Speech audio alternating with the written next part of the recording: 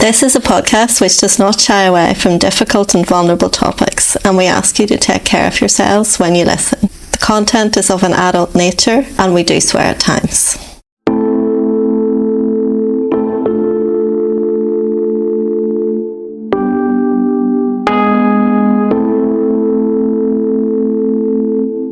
Welcome to the Autistic Licence podcast. I'm Leo in London. I'm Shauna, and I'm Carrickfergus in Northern Ireland. We invite you to listen in on our conversations as we experiment with unmasking in an autistic space. We talk about what it means to discover we're autistic as adults, especially with established careers as therapists. We want people to know that autistic therapists exist and to broaden the conversation about neurodiversity. You're so welcome to join us, whoever you are and wherever in the world you are. We hope you'll find something of interest and connection here.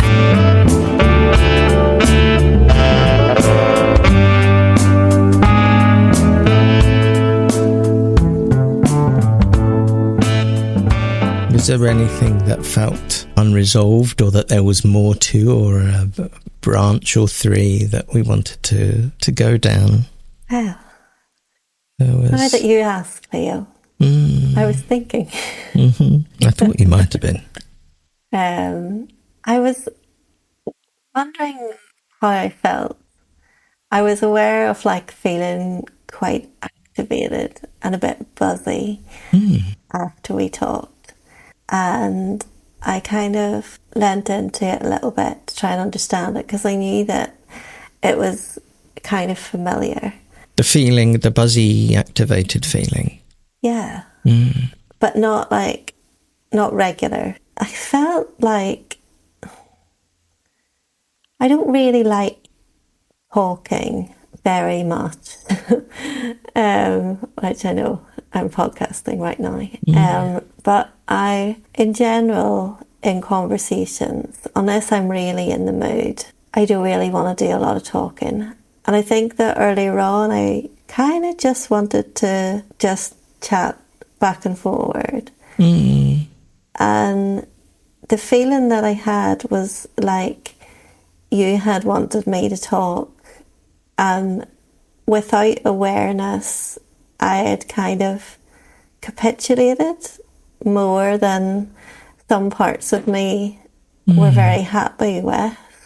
Those certain parts got sprung into things that were activating, but it is that feeling of, if I talk, then you don't have to talk. It all really makes a lot of sense. It touches on something alongside that, and this isn't to distract away from the dynamic that you experienced with me then, and I do want to stay with that. But there's something else that goes on as an autistic person, and I don't think I was experiencing it with you earlier today, but it is part of that stereotype of not knowing how to fit into a conversation and not knowing socially, if it is at that social level, how to respond, or a fear of getting that wrong. And it's odd to say that to you, because I don't experience that with you, and mostly because A, we know each other quite well, and B, because we're both autistic in the first place. So it's not across, it's not a dynamic with part of the neurotypical world or anything. At the same time, I did not, and now I don't know if this is an insensitivity on my part or something about your presentation in that last conversation, but I experienced it consciously as very driven and confident, and my felt sense was that you wanted those things to be heard. Part of that was that you had an unpleasant and very recent experience, in the previous 24 hours, in fact, that felt like it needed to be expressed. What's regretful, I suppose, is that, that I had an unawareness that there were parts of you that were uncomfortable, that felt like they were, and these are my words, being hijacked into a conversation or to leading something that actually those parts would rather feel more than supported, you know, that I would maybe step up a little bit more. And all this is just in response to what you've been saying, because none of this was in awareness at the time. And I do wonder if there were, to stay with parts language, parts of me that were comfortable and thinking, oh, good, I can sit back on this and let Shauna lead and because I don't think either of us have anything that particularly drives us. Okay, hang on, rewind. Very commonly, part of the autistic value system is equality. And we do like things to be nicely, evenly balanced. When I'm eating my M&Ms, I do eat them all down until there's an equal number of all of them. And then I feel I can start eating my M&Ms. And shut up. And I think that we can get like that when we record and we talk together like this. But when it's recorded, it's particularly important then, perhaps to parts of us, that we look back and go, that felt 50-50. That felt like I made an equal contribution and I didn't, you know. And in that last conversation that we had, absolutely wasn't. It was probably 80% you, 20% me, something like that. I don't know what your feeling was. If you often have I was hoping numbers that you would and say, ratios. No, Shauna, you're wrong. But you just confirmed it. In terms of words spoken, that's all I'm talking about, right, is word count. I might even get some auto transcription software on that and come up with an actual number. I don't need that. It's the felt sense of it. And I know, and that's what we're talking makes about. Me feel very uncomfortable. But this is why I'm kind of compartmentalizing these two things. So there's the thing about generally that we have in life about balance and fairness and equality. But I don't feel that ever about these conversations. It doesn't matter to me, and I don't have any vigilance about it, which I do in every other aspect of life, about who's dominating a conversation or who's using more. It doesn't matter to me at all. It's perfectly acceptable and comfortable. I'm coming up with a caveat already. It's perfectly acceptable and comfortable to me if we have a conversation and I've contributed 20% of it and you've contributed 80%. Doesn't matter to me. It would the other way around. Then I would go, then, and I wonder if this is my version of what you're talking about. Partly, I think what you're talking about, God, this is very freeform. Is this going to make any sense to anybody? What you're talking about, I think, was this. I'm using stronger words maybe than you communicated, but resentment that you were. Again, the word I used before, hijacked. Yeah. By my discomfort at wanting to contribute into being a dominant contributor to that conversation, but the other part of that, or the other side of that, for me, when that happens to me, is the face palming afterwards. Oh, I just didn't let them get a word in edgeways. That was all me again. I've done that thing where I just talk and talk and talk, or I over-explain and over-explain. And again, that's an experience that I have in the neurotypical world. So I don't know that I ever think that when I've spoken to you in those times, recorded or not, when we have conversations and I talk a lot. I don't think, generally speaking, I come away with that discomfort. And maybe maybe there is, my need for balance actually is active. Actually, it is a vigilance, but it's just much, much, much broader. And maybe I have that vigilance about our relationship as a whole. And maybe for that 90 minutes, you spoke mostly. But in the overall scheme of things, that's comfortable and that balances out for me, because there have been so many times, and this is turning into one of them, where I am talking, thinking with my voice, my internal dialogue is being externalized, and that's okay then. No, and I'm the same as you about the overall picture, because both of us sometimes have conversations where it's all about us. And so I think that's why I wanted to emphasize that this is not something that I always feel with you, and maybe I've never felt it with you before, but it's like in therapy where sometimes a dynamic emerges in the relationship, and you kind of know, as a therapist, you kind of realise it's not really about you, and oftentimes the client realises it's not really about the therapist, but they feel something strongly, and it's turned into a kind of an enactment of something, or it's got resonances of something that they've experienced before, and then they get curious about that. And as long as you don't get, I mean, obviously there's sometimes some repair, and sometimes the therapist has behaved in an insensitive way, so I'm not discounting that.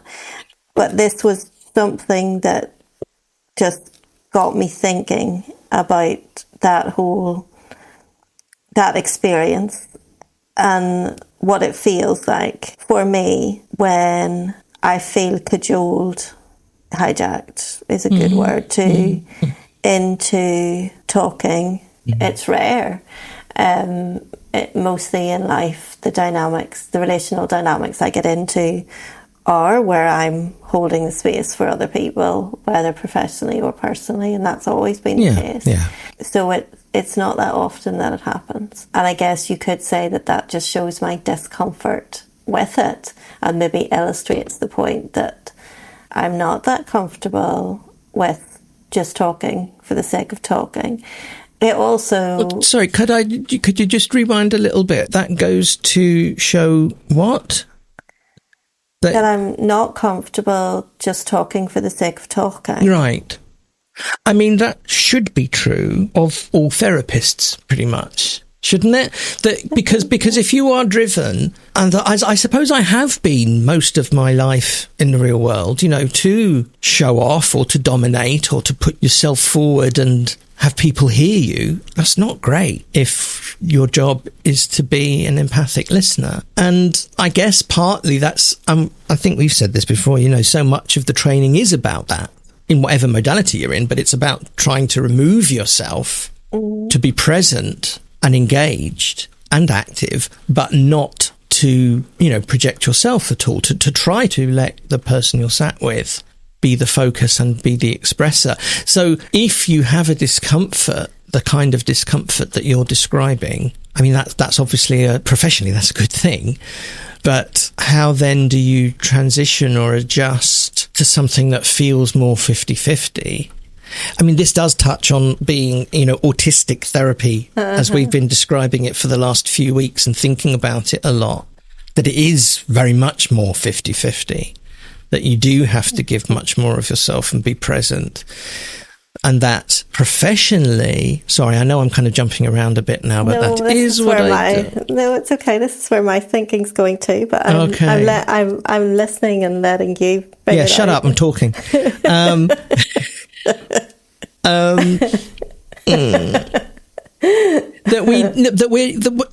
There are boundaries being broken, there are taboos being challenged here as therapists. Because you just said to me, shut up, I'm talking. Yeah. Is that something you think I should bring into sessions as an intervention? Carry on. I'm very tempted. We have to, that's a really big challenge. That is a really big challenge on the one hand. So professionally, training wise, that's a big challenge. Instinctively, humanely, and sat in a room with neurokin, that is not a challenge at all. That comes incredibly naturally. And that's how I know that that's the right way to do it, because of the response you get of somebody. It's more than being heard, isn't it?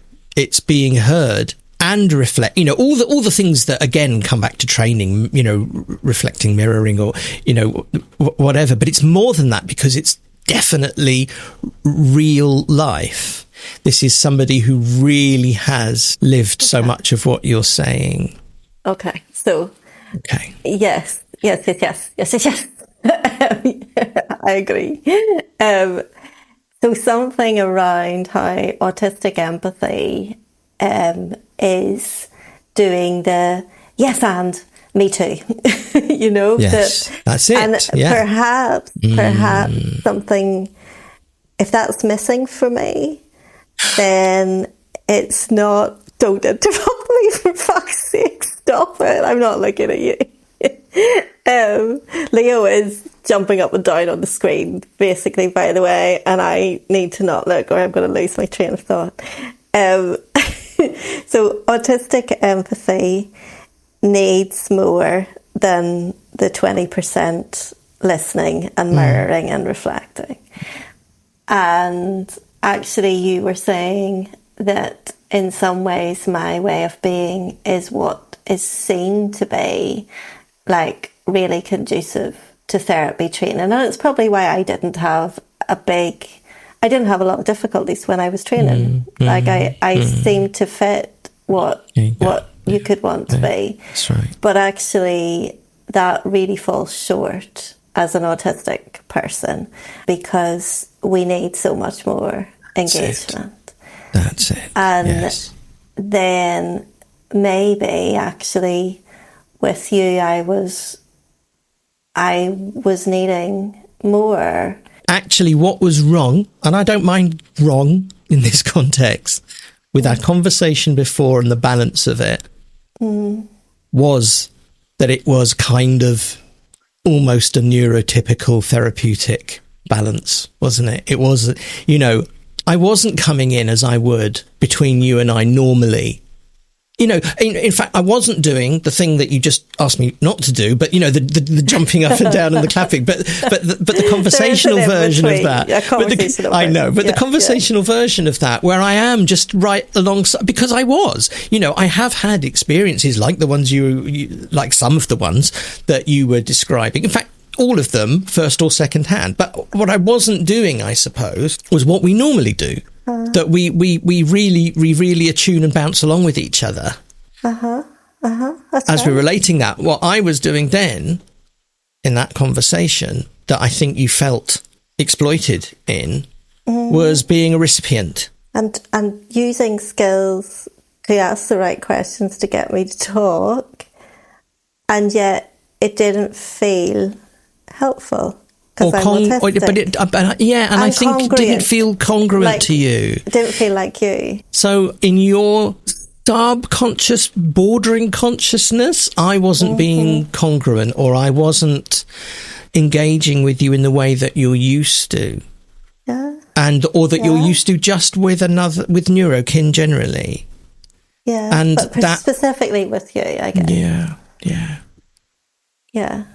And I can see that now, and I am curious, but I have no answers right now as to whether there was something or parts of me that were going, this is great. I don't have to do anything. She can carry all of this. She's doing the heavy lifting on this episode. Brilliant.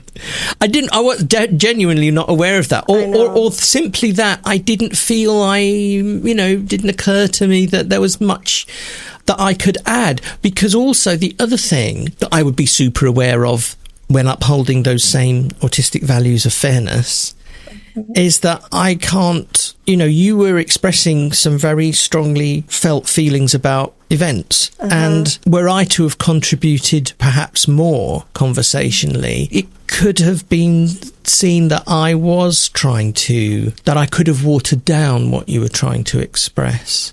I wonder if there was part of me that was trying, not to do that. But I also I don't think we'd have got into all that we got into if there had been a normal dynamic between us where it would have jumped into something that was more relevant to you. But it didn't. It went there. But what I'm also thinking is, I'm thinking about this whole being autistic therapist thing, and what we're trying to formulate and trying to understand what it is, and even off the back of queer theory, and are we queering therapy? Are we neuro-queering therapy in what we're doing, and what does that look like?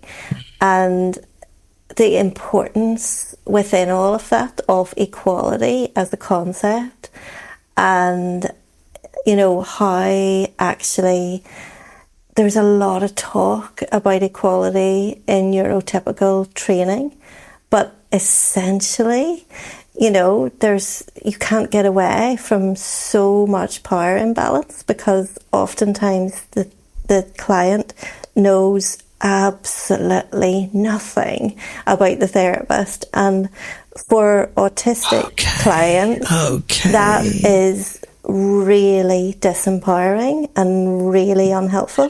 I can't speak for neurotypical people. Maybe they love that. And I also can't speak for all autistic people. Maybe there's a lot of autistic people who want to not know anything. But the ones that seem to find their way to us, and I can also say the ones that seem to find their way to many of my supervisees who are autistic, working with autistic clients, is that they really need human engagement, real, genuine human information, not just engagement, not just, you know, understanding or nodding or, you know, mirroring or reflection. They need information. Autistic human engagement. Autistic human engagement, which involves information. Yes. They need to know the names of my cats. Yes. They need to know that I have a child. They need to know, you know, where I get some of my clothes. You know, they just need to know. They need to know where I go to. They need to know things about me. That's absolutely right. They need to know that I have similar experiences to them. They need the anecdotes. And again, it needs to be carefully chosen. It needs to be all part and parcel. I'm not saying that I go in and do a monologue about myself to anyone, but there's something about all of that without it, it feels really untherapeutic to these people, to me. And maybe there's something around what I'm expressing where I know you're not my therapist, but if I was a client and I came out of a session and I had done a lot of talking because the therapist had encouraged me to talk, but I might not feel good.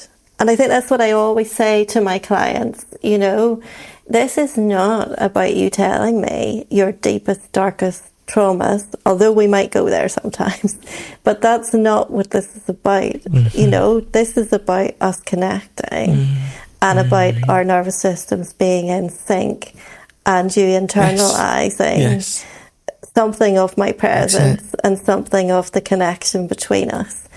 And that might not involve words at all. And you might feel better and more ready to stop seeing me sooner than if you come in here and you talk 90 to the dozen for 50 minutes every week. Those are exactly those. You remember I said a few days ago, or whenever it was, that I'd kind of made some little bullets in my last supervision about what the ingredients might be around exactly what we're talking about now, how we formalise this. Well, everything that you've just kind of said there, they sit alongside them. They're not the same things, but a power imbalance being addressed that you might not experience in the neurotypical therapeutic world. It wouldn't feel like a power imbalance. It would feel like it's supposed to feel, like, here's your space, use your space. You know, it's empowering for so many people, in fact, to have that for the first time. But it doesn't get necessarily experienced like that in a neurodivergent way, a neuroqueering way. That actually, neuroqueering therapy means being absolutely much more of yourself, and then bringing in the synchronization of nervous systems, which we can't just do. We can't do it. There's no. I don't know how to do that, but it happens. But we have to. What we can do is stop it happening. We can get in the way of it by sitting back, by not being congruent, by not saying, and my cats are Dusk and Phoebe and. Which one was at the window? That's what some people like to say. There you go. Phoebe at the window today, or, you know, they like to tell me that. That's it. And I have the same thing with the dogs who'll be barking in another room when somebody arrives, if it's a face-to-face, or they might see them on the camera sometimes. And they want to know, and it's not... In a neurotypical therapeutic sense, you know, you're discouraged from that because it's a distraction, supposedly. Or it's what would you call it? Something like a distraction, but an avoidance. And this is and it's yet another one of those things where it's the opposite of that. It brings people into the space and helps them to relax. It's a joining kind of a process. Yes. Like, you've arrived and yes, this is what you see on your way in. And Ricky's like, he's treated the outside of the cabin so it's a slightly different colour, and I know that whenever clients start to come, because I haven't worked since I've come back, but when they start to come, they'll be like, what's happened to the cat? They'll notice the difference. Yes, yeah, of but course, it's all of course. of like what it's permissible to say, whereas in some contexts I kind of remember going to see neurotypical therapists, and I'd have noticed things like that. I'd know when they got a new plant pot, or I'd notice that, but I would probably feel like it wasn't okay to say it. Yeah, that's it. And I'd noticed something that might have changed, but I might feel like it wouldn't be welcome to comment on that, even though to actually comment on it and smile about it and talk about it would have really settled my nervous system and got me into therapy. It would feel like it's not allowed, because I remember when I was trained, being cautioned that, don't put too many personal things in your room because people might take offence to that, or decide that they would sue you because you had a picture of such and such that activated them, and it's I know that we should, I think that maybe some of that was don't put pictures of your family because people might think that, oh no, you've got children and I don't, or, and that might make them feel sad that you seem to have this happy family. I don't know what it was. I don't have pictures of my family in my therapy room anyway, but it was that kind of idea of make it all as neutral as possible and don't disclose and don't invite conversation about any of that. Yep. And, when actually it's that stuff that is therapeutic for people. They want to be invited into your presence. Yes. So there's a thing, when you say invited in, it's wonderful, because this is just what I was thinking, that, and I think I told you this in my last supervision again, last week, I was talking about, how in neurodiversity, there's a lot of shared language with queerness, and we talk about coming out, for example, as we did when we were talking in the disclosure episode.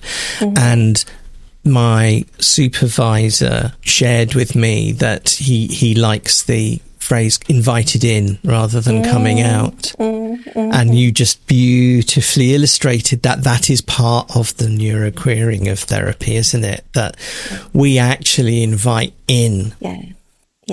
Even though we're talking about kind of, again, neurokin in that sense.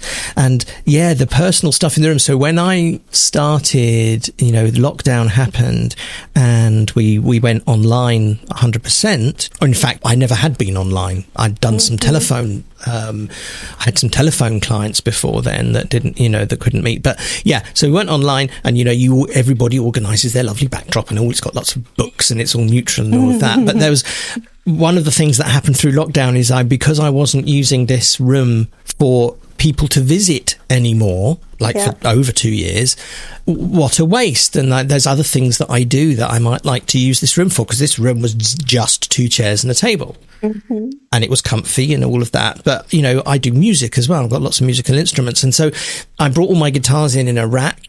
And I remember talking to both my therapist and to my supervisor, and, I feel funny about whether these should be visible or not. Should I screen them off? Because, like you were saying, it's like having the pictures up. It's something that's very personal and tells you something about me that's not to do with me being a therapist. And luckily, because I've got nice people around me, they all said, no, that's you. They should be on display. And sure enough, I had one client who said, oh, is that a Dan Electro Silvertone 1965? He was right, by the way. And somebody else who said, oh, that looks like a Roland Juno 6. And all he could see was kind of 1 inch of wooden panelling. But it was great. And the other the other thing that comes off the back of that also is that this idea of neutrality is bollocks. There's no such thing. So, okay, if you put a photograph of your family, your kid, on the wall, it tells your client something. It tells them you've got a kid, right? Fair enough. If you don't, you're also telling them something. You're telling them you don't have a kid. Now, that might be wrong. That might be factually incorrect. But the idea that you're not giving information by absenting something is bullshit. It's still information. Now, again, it might be right and it might be wrong factually, but the idea that you can create some neutrality where nobody's going to think anything or project anything is bullshit. But I guess it is still saying something rather than nothing. But I suppose we do what I'm in the art that we use. But I think, in I think we're saying. But I think what I'm saying is you can't say nothing. You will always say something. Now, you'll either say something actively or you might say something passively. And either of those things might be received correctly or incorrectly, factually. But it's still communication. People are still going to pick up on it. And as long as we are not thoughtless about what we have about, it can be lovely, and it is different with neurodivergent people. It is better, this is opinion, obviously, to have more of that, more of yourself. Definitely. It's a couple of weeks ago. So when I'm online, I'm as I am with you now. I'm sat at my desk with my computer in front of me. Behind me, I have a therapist chair and a client chair, and we can sit when it's face to face. But it's all in the same room. So on my desk here, I had a bowl of sweets and some green bonbons, watermelon bonbons. They were delicious. Okay. Oh, they my were goodness. really I nice. don't think I have ever had watermelon Neither bonbons. had I. I saw them and I got some, and I just absent-mindedly left them on my desk. And so I had somebody with me for a session, sat in the chair behind where I am now, face to face. And when the session was over, they said, oh, what are those? And I said, oh, those are watermelon bonbons. I'd never tried them before. I said, oh, can I have one? Now, I would never have asked my therapist in years gone by. Probably they wouldn't have been there in the first place. But I certainly wouldn't have said, oh, can I have one? But it was such a... This is so petty, I know. It's so mundane. But the idea of him seeing some sweets, asking if he can have one, and me going, sure, help yourself, was something very... It was just very congruent. Yes. And it was literally a sharing, here's something to eat, and you can have, I wouldn't have offered. I wouldn't have said, would you like one? But the fact that he felt really comfortable and spontaneous in asking, and he didn't think twice. That meant that's what it was. That's what it was. It's not to do. He didn't think he was going to make you uncomfortable. No, that's right. And nor was he uncomfortable. That's the point. Actually, that's the point. It's not to do with sharing. It's not to do with it being something personal of mine. It's the fact that he did not think twice before saying, "Oh, can I have one?" Like he would if he were with family, with friends. And on that bonbon shell. On that bonbon shell, yeah. That's very funny. Where to? Are we finished? That felt conclusive to me. What about you? Okay, thank you for being with us. Thank you so much for being with us. And we'll speak to you soon. Speak to you next time. Bye, everybody. Goodbye. What kind of voice was that? Children's television presenter. Fuck knows, I don't know. Bye-bye. Bye-bye.